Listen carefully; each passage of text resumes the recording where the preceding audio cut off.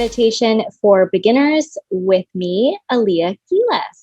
I am your host of Alchemy with Alea, the YouTube channel. I'm really excited that you're here today and you are watching this with me. I love meditation. It was the healing modality that led me on the path to my spiritual awakening and so much more. So let's go ahead and dive right in. So welcome. So who am I? Who am I to teach this? Who am I to run this? Who am I?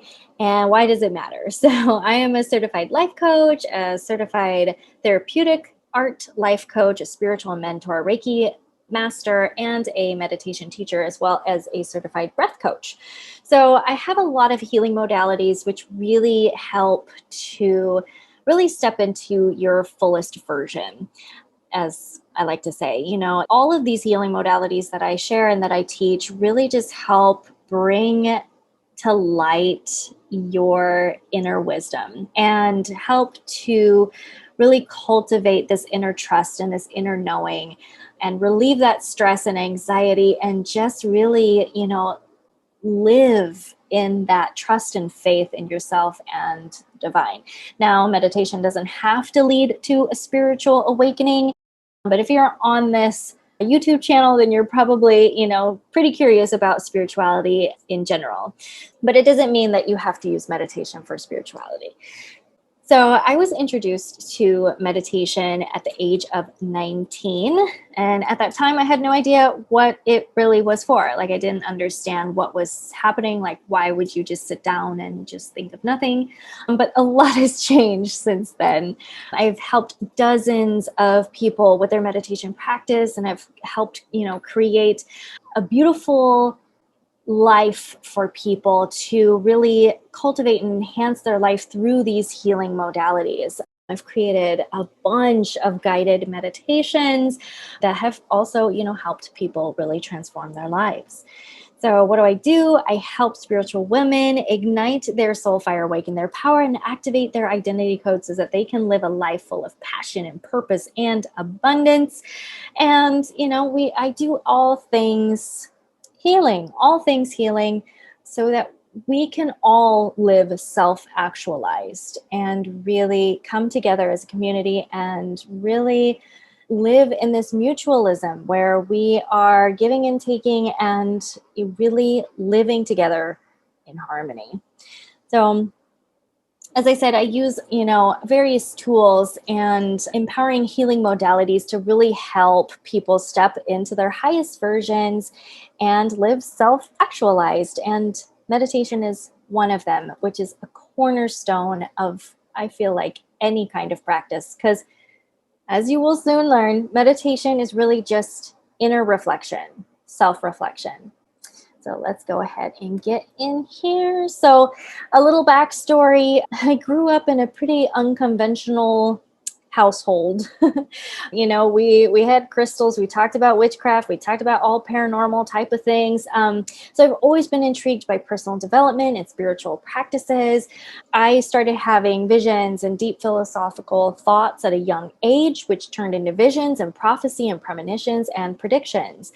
For instance, when I turned around 11 or 12, when I hit puberty, I was initiated into my gifts very, very heavily. It was a 3-day initiation period where each day something new was happening in my life where I predicted it and it came true. One of the things being that my grandmother's dog had passed away, which she was a family dog. She had passed away, had a dream about her laying down in the garden and passing away. And I woke up and I told my mom about it. And she was on the phone with my grandma at that same time. And she told me she had some bad news, but I already knew what it was. So using meditation and having this backstory really did, help set the stage for these spiritual practices and these different things leading to meditation and where I am now. So I started practicing different forms of meditation since the age of 19 and spiritual practices before then. So what really led me down this path and to my glow up is I had a breakdown in 2016. Now, I may be a little weird because I don't see a breakdown as the end all be all. I actually get kind of excited when there's a breakdown because on the other side of it is an up level. It's a glow up on the other side of a breakdown. This is not to diminish any kind of, health issues. So I'm not here to treat, diagnose, or prescribe or anything like that.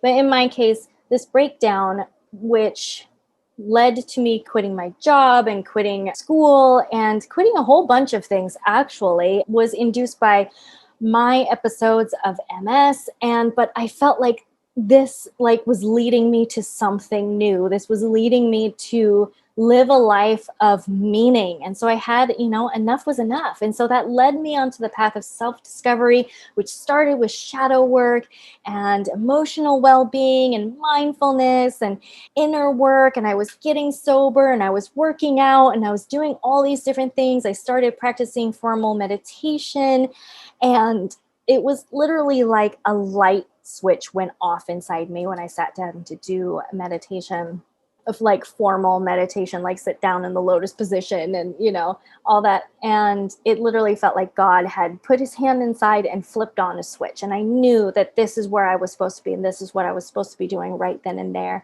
And that led me down the path to become a meditation teacher and a breath coach and a Reiki master. It all really started with meditation and that inner reflection that really helped cultivate my self-discovery and my self-development as a human being. And meditation also led me down the path to be dubbed the meditation queen. If you follow me on social media, this is not a name I gave myself. This is a name that I have earned by many of people who love my meditations. Okay, so let's really get into it now. Meditation and mindfulness. So meditation is really the inner reflection. It brings an awareness to this vibrant inner world that we all have.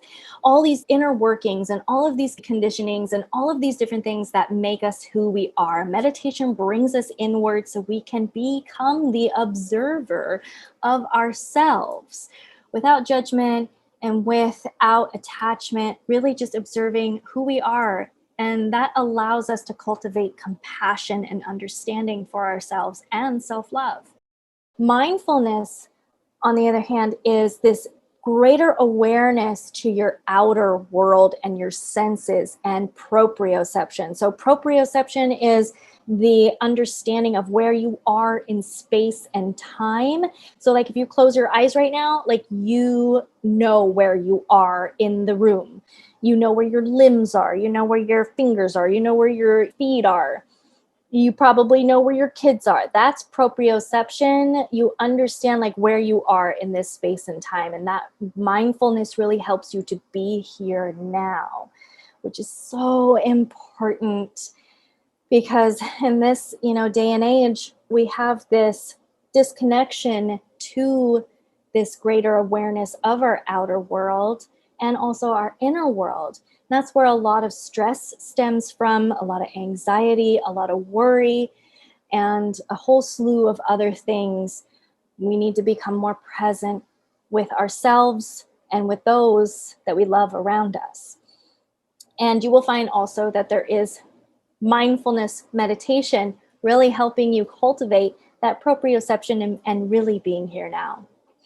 So let's talk about meditation in history. So the first written evidence and records, archaeologists really believe that meditation actually has been performed and used as early as 5000 BCE, meaning this has been a cornerstone practice for thousands of years.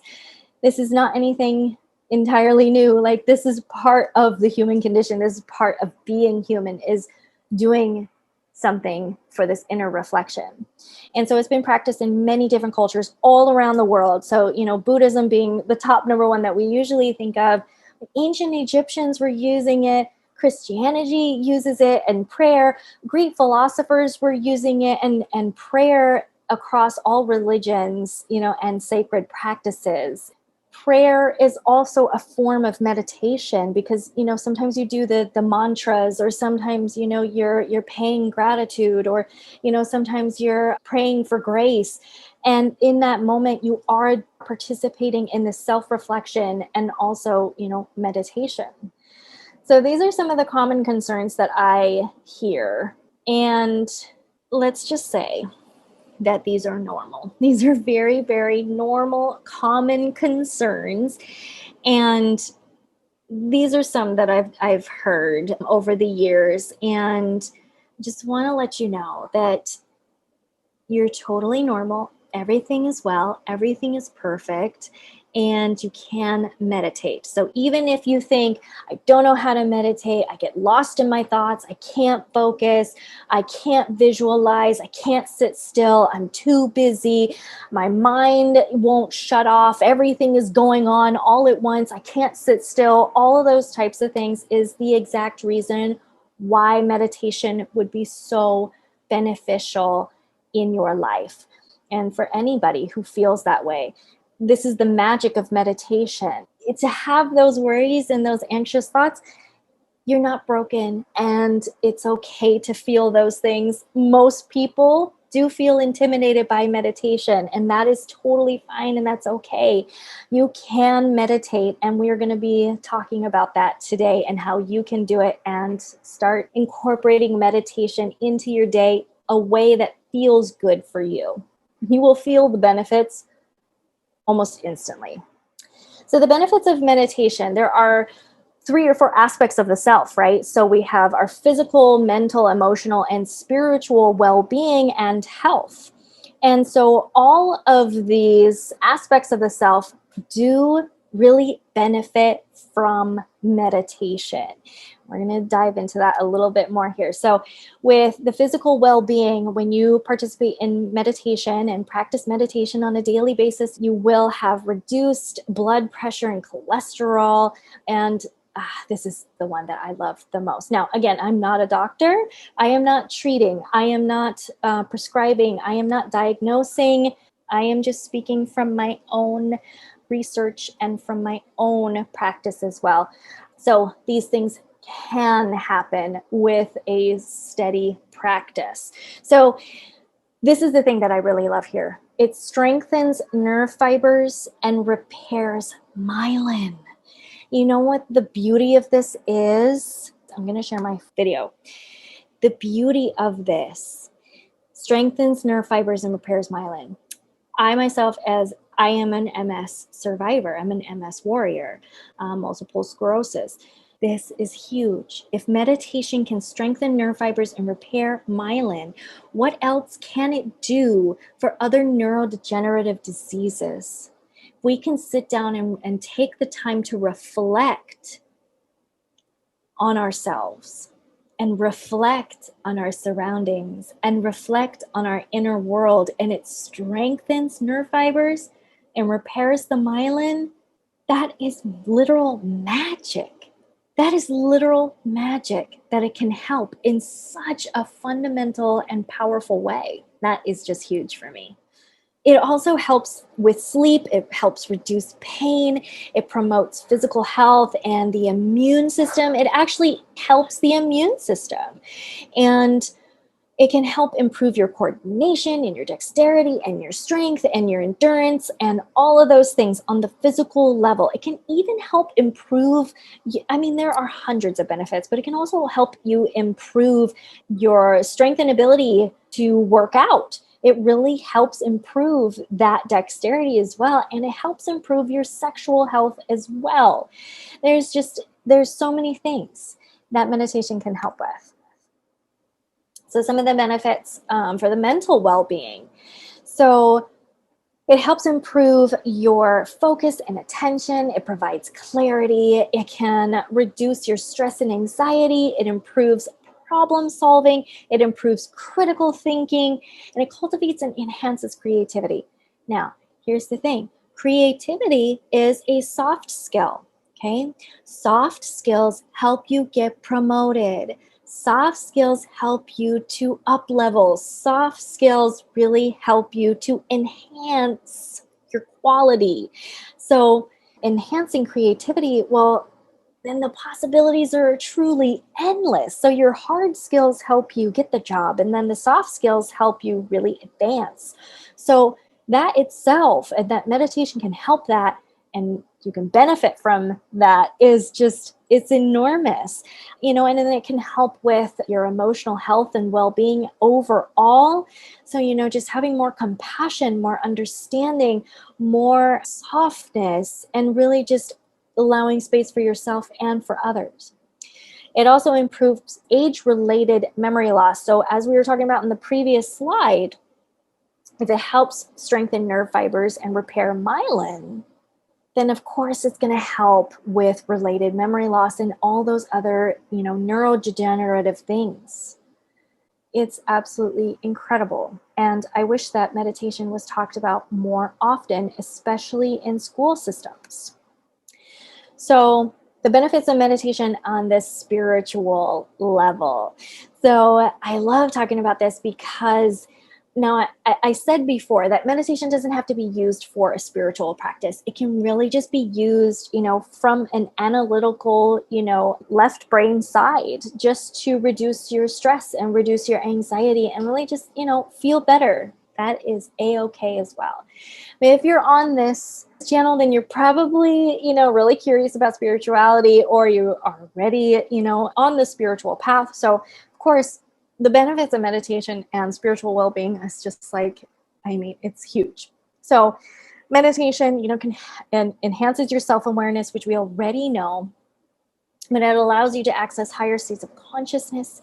So you can access that divine creativity and that divine intuition and super consciousness. And it really helps cultivate that self-confidence, the self-worth, the self-trust, and the intuition and the sixth sense. And it enhances your manifestation abilities because that's all wrapped into one, right?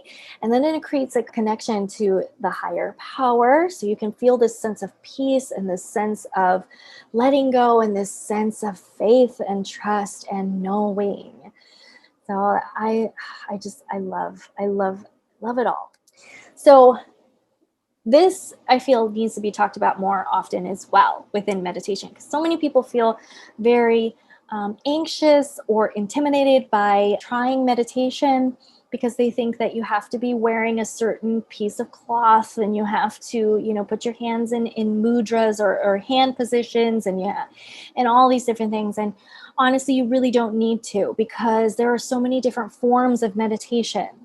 You can meditate while you're walking. You can meditate while you're washing dishes. You can meditate while you're folding clothes or in the shower, listening to music, dancing, doing yoga. You can even meditate with objects. So if you meditate with a candle, I can guarantee you're gonna feel some sense of something. If you meditate with a candle or a flower or using a mantra or a crystal or whatever it may be. You can meditate at your desk. You can meditate in your bed. You can meditate on the couch. You can meditate on, in the grass. You can meditate up against a tree. And also visualization is a form of meditation because you are coming into the now and visualizing something for yourself. Is you're visualizing your goals, visualizing your dreams, visualizing the desires you would love to come true. And that's manifestation, right? So there's so many different forms of meditation that you can be using to your advantage. And also as another way, instead of, if sitting on the floor with your legs crossed and hands in a position does not feel good to you, then there's so many different ways. There's so many different ways of coming into the present moment, being present with what you are doing, and allowing that space to be for your inner reflection. So let's talk about correct posture. Now, you don't always have to do this. Like I was just saying, there's different forms of meditation, right? But if you really want to get the most out of your meditation and really enhance your meditation practice, you want to get into a correct posture where you're falling awake, not asleep. So you want to make sure that your spine and neck are straight and that you're sitting up straight. Your neck and your back are elongated. and, in a straight line. You can use support for your back if that is something that would make you feel more comfortable. And you can cross your legs, or you can even lay down, but just making sure that like you're not in like the fetal position, or just kind of like lounging on the couch with legs here and there and arms here and there. You can be comfortable. So you can be comfortable when you're doing meditation. That's all well and good. You can also use the traditional lotus position if possible. That's going to really enhance your practice. You know why? Because when you do the traditional lotus position, you are alerting to your brain that you are doing something different. You are doing a specific task. You're changing and shifting your focus to the practice that you will be doing. And so it kind of like shifts your whole energy that, oh, we're doing this now. And this is a sacred time. This is a sacred place that we are doing this sacred practice. So you can do different postures for your hands. You can do those if you would like. Again, it helps your mind focus on the task at hand, so it doesn't seem like just an everyday, task like washing the clothes or whatever. This is making it a special thing. So another thing to think about too is to create a nice and clean and tidy space where you can do your meditation. If you're unable to do that, or if you are kind of a messy person like I am, you can go outside and you can sit, near a tree or in your garden or next to a flower, and you can be out in a space if you feel, safe to do so.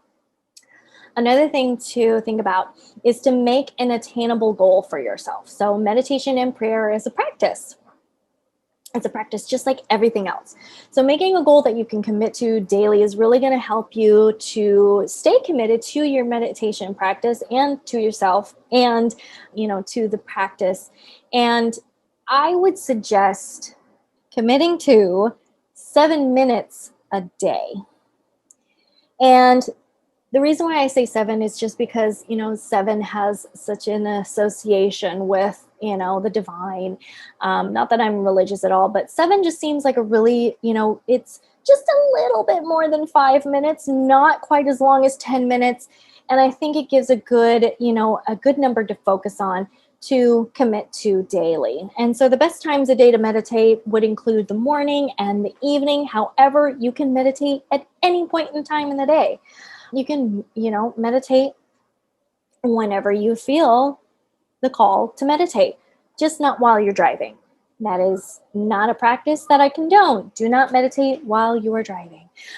So make it a point to at least meditate once a day. If you can do it in the morning and the evening, you're going to find you have even more benefits from your meditation practice. But as long as you get those 7 minutes a day just to have that inner light, is going to make a difference for yourself. Okay, so now let's talk about the breath. It's all about the breath. So your breath is your anchor, okay? Meaning that it's your focus. Your breath should be the focus. The in and out movement, is going, the rise and fall of your chest. It's like the ebb and flow of the ocean, right? And so this ebb and flow is going to be your focus. So when you're doing your meditation and you feel like you're kind of drifting, or your thoughts are, coming in and you can't really focus again, focus on in and out, like the ocean, right? And just bring your awareness back to your breath, just gently. Okay, we're just breathing in, breathing out. Because when you do that, it's really hard for your brain to start wandering again, because you're giving it a task to focus on, and that's the awareness of the breath. So pro tip here, when you see or hear your thoughts, don't judge them, don't analyze them, don't criticize them, just allow them to be, okay? Say, hey, I see you there. Hey, to-do list, awesome, you popped up again. Just observe it and allow it to drift in, be like, okay, yeah, sure, I got the to-do list. And just allow it to be. Do not engage with the to-do list. Do not engage with the thought. See it, know it, honor it. Okay, cool. I will get to you later. I see you.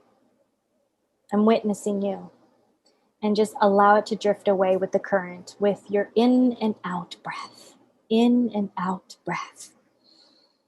So let's go ahead and talk about breath work itself. So breath work is actually, yoga breathing is actually a limb of the 8 limbs of yoga. And it's very, very much intertwined with a spiritual practice, and it goes along with meditation, as does sitting and doing different positions as well. So breath work is extremely effective, and it's instant. So there's different kinds of breath work out there. So you may see different things for breath work online, and you may wonder what it is. You may hear different things from different facilitators and everything like that. So here's just the quick gist of breath work. Holotropic breath work is controlled hyperventilation, meaning you're taking really quick and fast breaths, right? So it's this controlled hyperventilation that may induce hallucinations, which, I mean, is kind of cool, for me. I think that's kind of cool, but it may not be for everybody. And so just to know what you're getting into, with what type of breath work you're doing. It's extremely healing and effective. However, it's not really for daily use. It's a powerful healing modality on its own. And if you are, needing something for a push, or you are, really diving into your personal development and you need that final hurrah, to really get to the other side, holotropic breath work is amazing for that. Now, yoga breathing, gentle breathing, can be done multiple times a day. It's easy, it's gentle, it's effective. It even can be used with children. So do not use holotropic breathing with children. That's a big no-no. Definitely need a facilitator for holotropic breathing. But for yoga breathing, it's really simple. It's really easy and highly effective, and it's holistically healing. It can and should be used before each meditation, and or for stress reduction and nervous system control. So breathing is so good. It's so important. And we just kind of, because it just happens so naturally, we just kind of take it for granted. But when you control the breath, you can control your life. And I stand by that. And that is a hill that I will die upon. I really believe in the power of the breath, and it is absolutely amazing. So when you're thinking about doing breath work, before you sit down to do meditation on your own, just really bring that awareness to your breath. So deep, controlled breathing. So deeply through your nose. Here, I'm going to share my video here.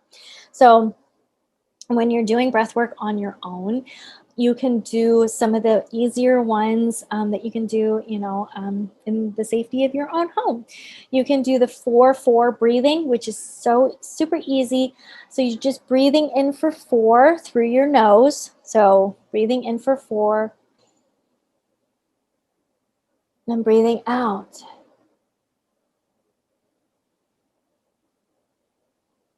And breathing in. And breathing out.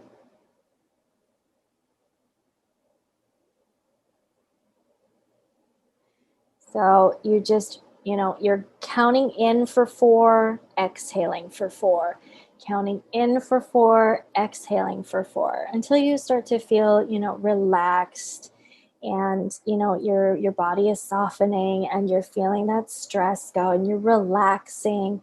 You can even do boxed breathing, where that is 4-4-4-4, where you're breathing in for 4, holding for 4, breathing out for 4, and holding for 4. There's a bunch of videos online that you can follow along with. You can also find more of this information inside of my other course that is called The Breathing Benefit. So you can find more information on breathing and the power of the breath in that course. And there is a bonus 7-day better sleep challenge. So that's a really fun course to participate in. But when you're doing meditation for your own, doing the simple 4-4 is really going to help you, come into your body. You can also do 4-7. So you're counting in, breathing in through your nose, deep into your belly for a count of 4, breathing in into the belly for a count of 4, and then exhaling either through your mouth or your nose, exhaling for a count of 7. So just breathing in for 4 and exhaling for 7.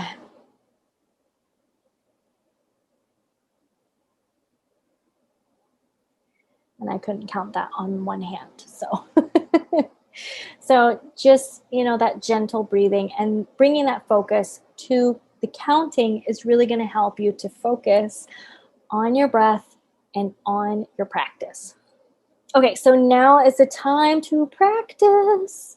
Okay, so remember the core fundamentals of meditation: your space, your time, and being undisturbed, making sure that you have a quiet space for yourself and you're not driving, and there's nothing that needs your immediate attention. Thinking about the posture. You can lie down. You can, be in a comfy office chair. You can be on the couch. Just making sure that wherever you are, that you are trying to be in a posture that keeps your spine and neck in the same direction. So just, being elongated and being in, like a pulled straight position. So just kind of imagine this, like just sitting where you are right now and just pulling your spine straight and long and your neck, and then dropping your shoulders, and then just kind of loosening a little bit and just kind of just relaxing into it and allowing the gravity to just kind of pull you in and support you. Making sure that you're comfortable wherever you are, because you're probably going to be sitting for a while. So just making sure that you have, the comfort. So if you need something for your back or anything like that, just making sure that you're comfortable, but not so comfortable that you fall asleep. We want to fall awake, not fall asleep. And then your breath is your anchor. So when you feel the drift or you're fading away, come back to your breath. Just gently come back to your breath, okay? So now we're going to go ahead and do a little bit of a practice. And as you can see here, there is a mandala. You can do meditation with a mandala, just like you can do meditation with any kind of other object. You can do a meditation with a mandala. You can do a meditation with art. With, like I said, with a flower, with a painting, with, with a plant, with a tree, with whatever it is, you can do a meditation with that object. You can even do meditation with another person. It's all about that intention. So go ahead and get relaxed, get into a comfortable position, talking about that posture. And if you are sitting in a chair, make sure you have something for your back if you need it. Pull yourself straight, slacken a little bit, put your feet firmly on the ground if you're sitting in a chair. That really helps with blood flow, so not having them crossed. Just loosening up and relaxing.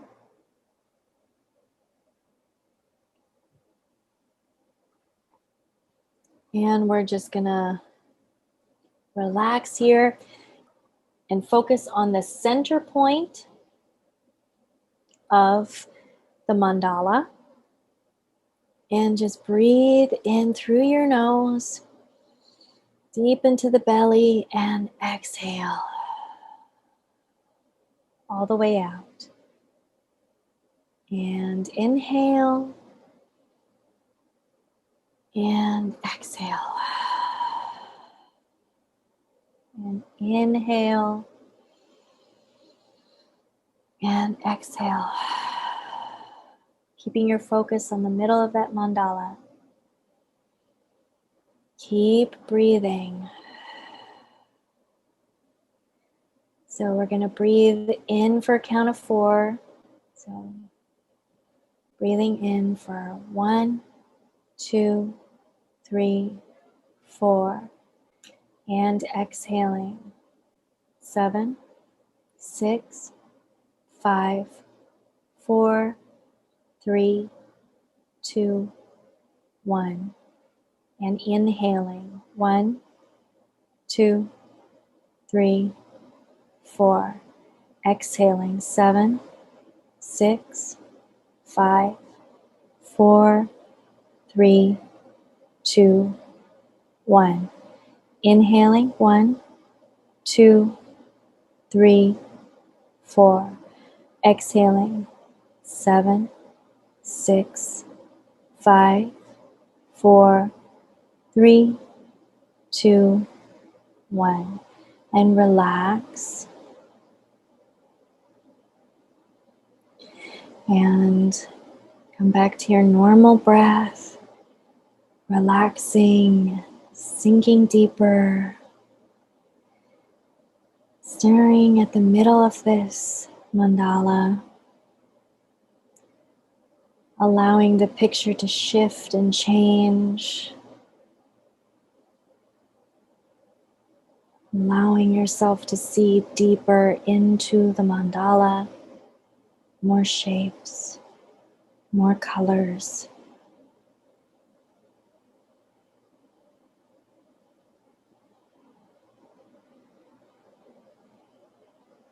It's okay if the picture begins to move, or you start to see things that you didn't see before. Allow your journey to unfold.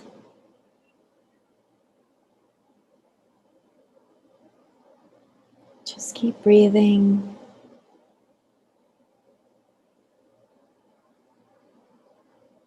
And if you can, bring your awareness deeper into the mandala. Straight down and into the center.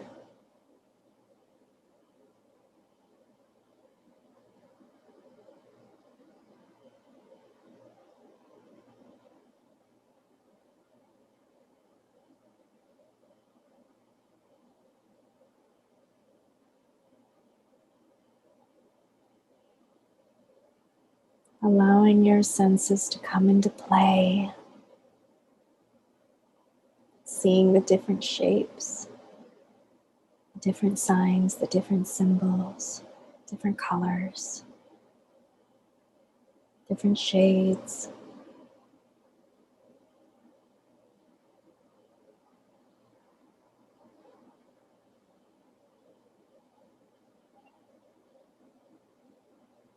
Keeping your focus on the center.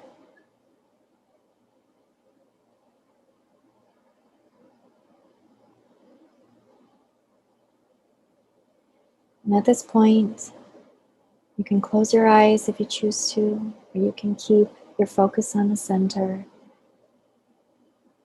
You can ask your intuition, or you ask yourself any question that's been on your mind.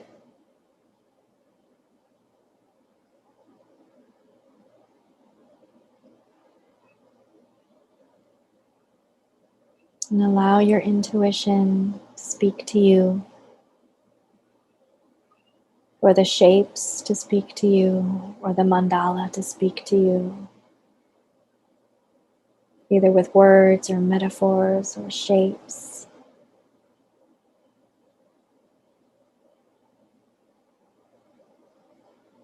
Just allow it to be.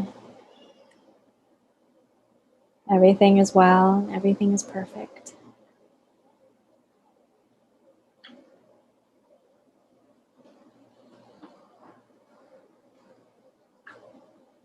Now go ahead and give yourself gratitude for this meditation and this experience. And thank your intuition for this experience. Okay, great job, great job.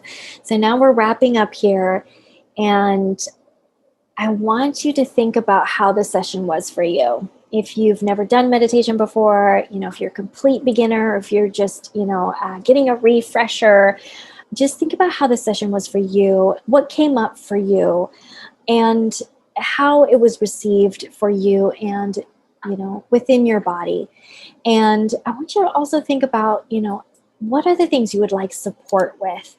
And if I could be of assistance, for you and your meditative journey, I would love to help support you in any way that I can. So if you have any questions, if you have any comments, if you have anything that you would like to discuss, you can shoot me an email or you can leave a comment down below. And I would love to make that connection with you and discuss the different things that transpired for you. So the things that we learned today, we learned the history of, well, this was just a quick and dirty and crash course, but, we learned the basic history. We learned the different postures. We learned the different ways of meditating. We learned, the different things about breath work. And we also learned about the different kinds of breath work.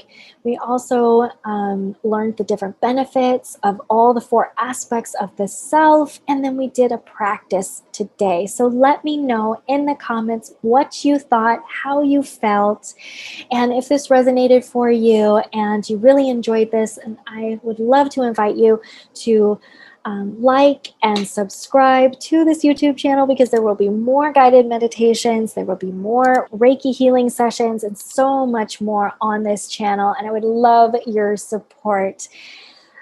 And of course, if you want to go forward with your journey through Reiki or meditation or breathwork or any one of my other courses that I have, click the links below for more information. And of course, you can always reach out to me on email, and I am here for you to help you with your transformation and to help raise the consciousness of this planet, because we all need each other. We're all in this together. And I honor you for being here on my channel today, watching this. And so go ahead and give yourself grace today and drink lots of water and keep on exploring. So thank you again, and I will see you next Monday.